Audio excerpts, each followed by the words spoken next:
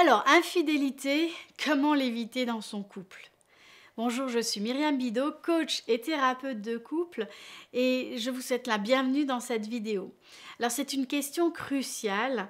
En réalité, l'infidélité est un fléau actuellement, elle est extrêmement commune. La majorité des adultes vont rencontrer cette situation d'une façon ou d'une autre au cours de leur vie d'adulte. Donc c'est quelque chose de très banal, alors même que c'est générateur de très très grandes souffrances et en général de beaucoup de ruptures et de divorces aujourd'hui dans notre pays.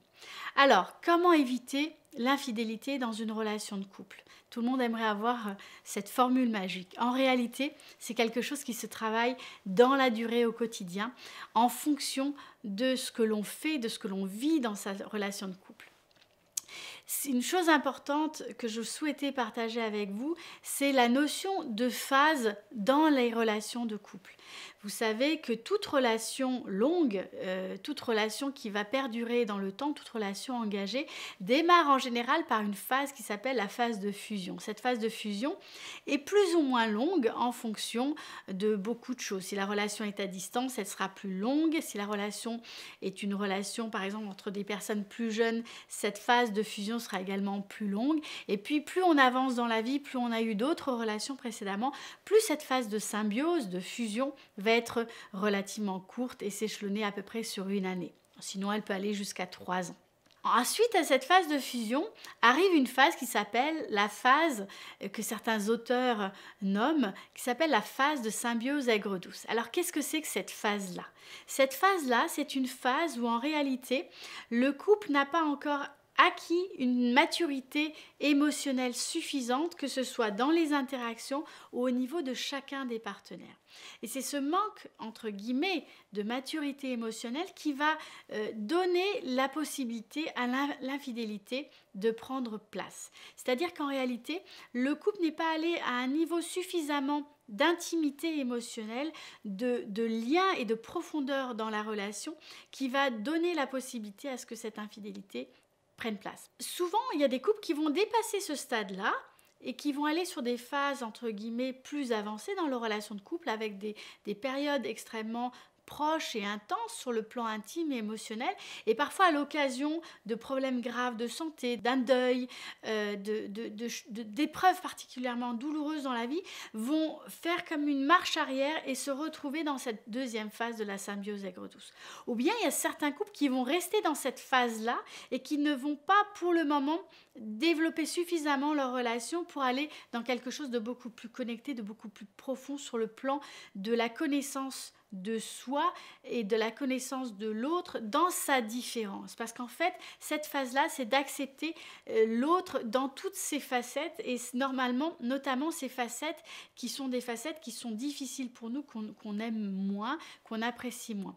Donc c'est véritablement la capacité d'avoir une connaissance intime et réajustée chaque jour de l'autre tout en restant soi-même. Et ça, c'est quand on arrive à une plus grande maturité. Donc dans cette deuxième phase, oui, l'infidélité peut arriver et c'est souvent l'un des symptômes qui va survenir à ce moment-là. Donc, comment l'éviter? Tout simplement en développant la qualité du lien, en développant la relation, en développant l'intimité avec soi-même et avec l'autre, l'intimité émotionnelle, c'est-à-dire en travaillant sur soi. Ce que je vais vous dire, ça peut paraître difficile, ça peut paraître un peu insurmontable, mais en réalité, le travail sur soi, ce n'est pas nécessairement une introspection extrêmement profonde.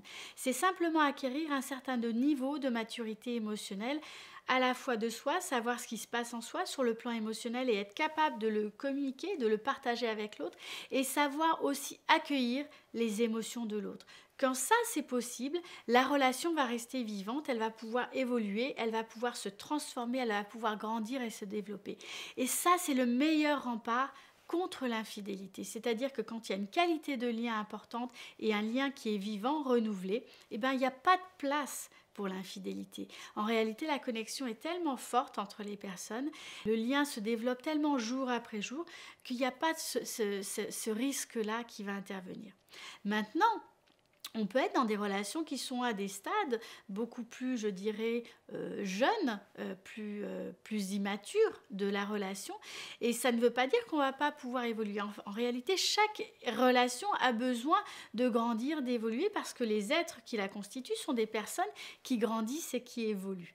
Donc ce que je vous invite à faire véritablement, c'est de me dire sous cette vidéo quelle est l'idée principale que vous retenez, de pouvoir regarder ensuite quelle action précise vous pourriez mettre en place pour pouvoir avancer. Et je vous invite véritablement à l'écrire pour pouvoir développer cette idée, ne pas vous censurer, mais simplement noter ce qui vous vient de façon tout à fait libre, parce qu'en fait c'est en notant et en commençant à réfléchir à certaines choses que vous allez pouvoir avancer et aller vers une relation qui vous correspond chaque jour un peu plus. Voilà, si vous avez aimé cette vidéo, je vous invite à mettre un petit pouce bleu en dessous. Si vous avez des commentaires, n'hésitez pas à les partager sous la vidéo, notamment par exemple l'idée clé que vous avez retenue. Je vous souhaite une très très belle journée. Vous pouvez également vous abonner à ma chaîne si vous souhaitez recevoir dans votre boîte mail directement les informations concernant toutes les nouvelles vidéos que je fais de façon très régulière. Je vous souhaite une belle journée, à très bientôt.